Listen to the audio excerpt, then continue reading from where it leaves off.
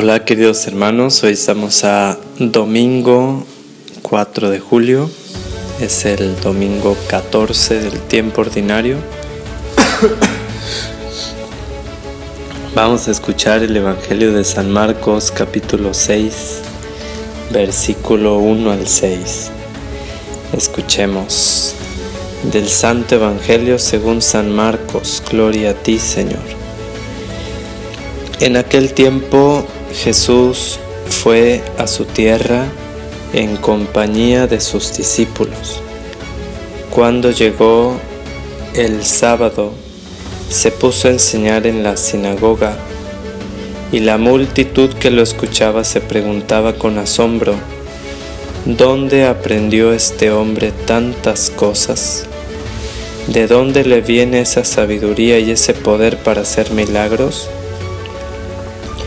¿Qué no es este el carpintero, el hijo de María, el hermano de Santiago, José, Judas y Simón? ¿No viven aquí entre nosotros sus hermanas? Y estaban desconcertados. Pero Jesús les dijo: todos honran a un profeta, menos los de su tierra, sus parientes y los de su casa. Ni no pudo hacer allí ningún milagro. Solo curó a algunos enfermos imponiéndoles las manos, y estaba extrañado de la incredulidad de aquella gente. Luego se fue a enseñar en los pueblos vecinos. Palabra del Señor. Gloria a ti, Señor Jesús. Bien, queridos hermanos, pues aquí estamos luchando con las alergias, miles de alergias, la tos, la garganta y un montón de cosas que se atraviesan cuando uno quiere hacer un audio, un ruidito, una persona que llega, hace ruido, toca en la puerta, cosas así que pasan. Bendito sea Dios, que no sea fácil, porque el que quiera azul celeste que le cueste, y este es azul celeste, predicar la palabra. Bendito Dios, escuchar su palabra y compartir el Evangelio es una bendición. Así que vamos como Celia Cruz, no hay que llorar, hay que reír, y pues hay que ir para adelante, viviendo la vida con sus sombras y con sus luces, con sus luchas y con sus glorias. La vida es claros oscuros y hay que vivirla. Estamos pues hoy en domingo, que es día de la resurrección, y pues más allá de nuestras luchas, pruebas, humillaciones, enfermedades, un montón de problemas, soledad, abandono, desilusiones, traiciones, infidelidades, un montón de cosas que pasan en la vida, que son duras. Más allá de todo esto está la resurrección, está la vida, está Jesús, está la vida eterna, está la alegría y el gozo de la resurrección. Bien, hermanos, después de este comercial gigante que me aventé, pues escuchamos este evangelio que es muy muy bonito, y nos habla de cómo Jesús vuelve a su tierra, a Nazaret. Ahí es donde vivió su infancia, pero vuelve con sus discípulos. Jesús salió para comenzar su ministerio público a los 30 años y se estableció ordinariamente en Cafarnaúm, y de ahí pues visitaba ciudades y pueblos anunciando el reino de los cielos. Y en ese ministerio pues vuelve a su tierra, a Nazaret, y se pone a enseñar en la sinagoga, que era el lugar donde los judíos enseñaban la palabra de Dios, donde la escuchaban, donde la reflexionaban, oraban, y ahí Jesús enseña la palabra. Y pues dice que la multitud que lo escuchaba se preguntaba con asombro: ¿dónde aprendió este hombre tantas cosas? ¿De dónde le viene esa sabiduría y ese poder para hacer milagros? ¿Qué no es este el carpintero, el hijo de María, el hermano de Santiago, José, Judas y Simón? y sus hermanas, etc. Pues ya ven,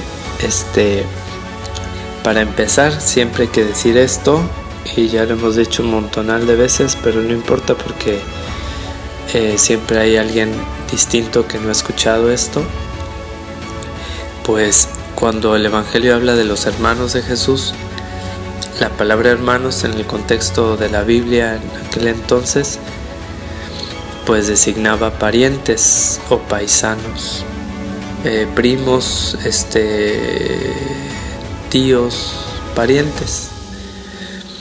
Entonces no necesariamente son sus hermanos carnales, porque evidentemente, o más bien ciertamente, la Santísima Virgen María, como dice uno de los dogmas, es virgen antes, durante y después del parto. Y Jesús no tuvo hermanos carnales.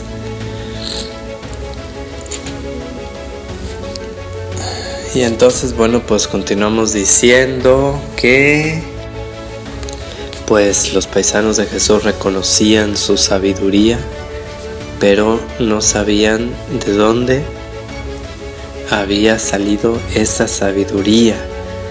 No sabían porque pues habían vivido tanto tiempo con él ahí en Nazaret, pero realmente no lo conocían, porque no conocían su origen verdadero. Y bueno, humanamente hablando, sucede en muchas ocasiones que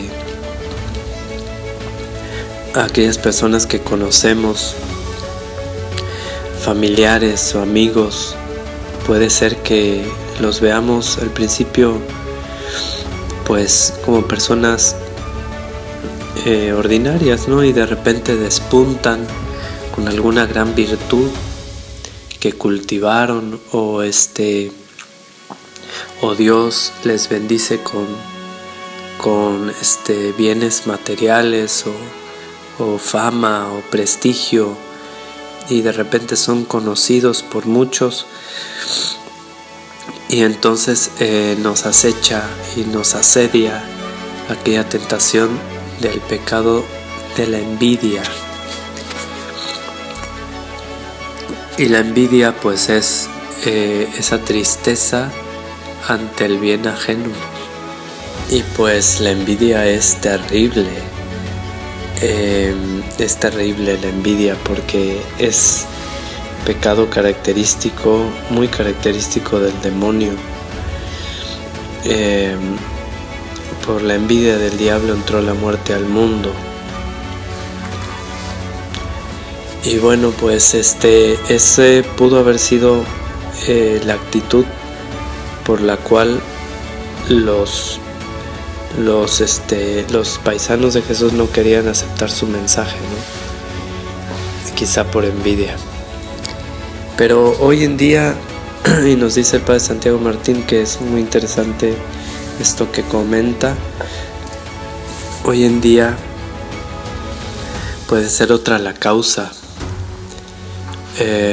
Puede ser la causa porque nosotros somos la familia de Jesús, somos sus familiares, la iglesia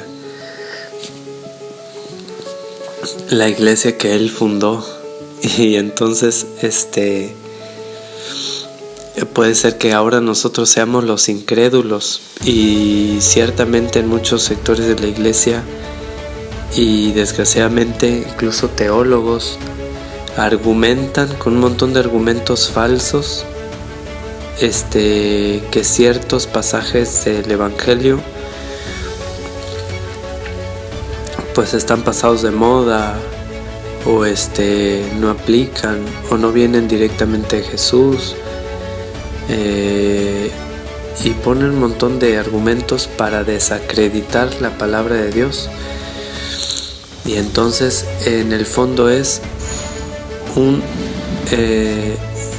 una falta de reconocimiento de la divinidad de nuestro Señor Jesucristo. Todo su mensaje es intocable, no se puede tocar, no lo podemos alterar, no lo podemos cambiar. Su mensaje debe ser íntegro y debemos asimilarlo íntegramente, aunque a veces nos incomode. Y entonces puede ser que hoy la causa del rechazo de su mensaje y de la incredulidad no sea la envidia como posiblemente en aquel entonces, sino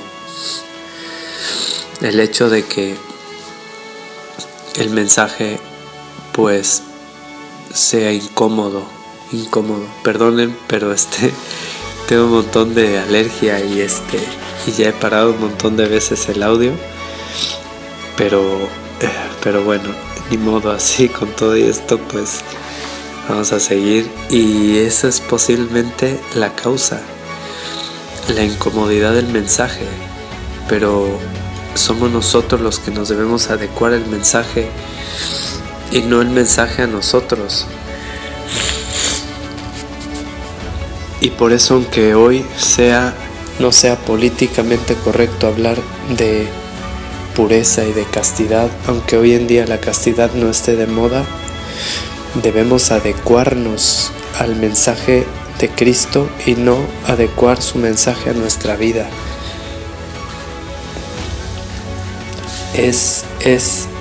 Son los planetas los que giran alrededor del Sol y no al revés. Somos nosotros los que debemos girar alrededor de Dios y Él ser el centro de nuestra vida y no al revés.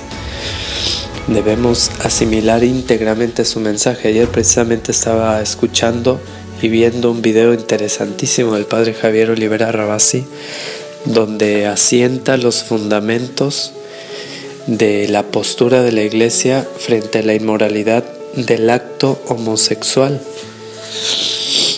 no de la inclinación homosexual, que en sí misma no es pecado, sino del acto y del consentimiento homosexual.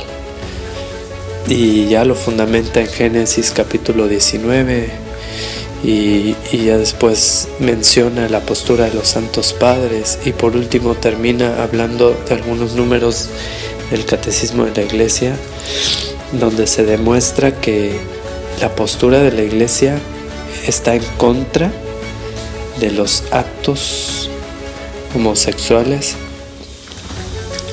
porque son antinaturales y porque son pecado.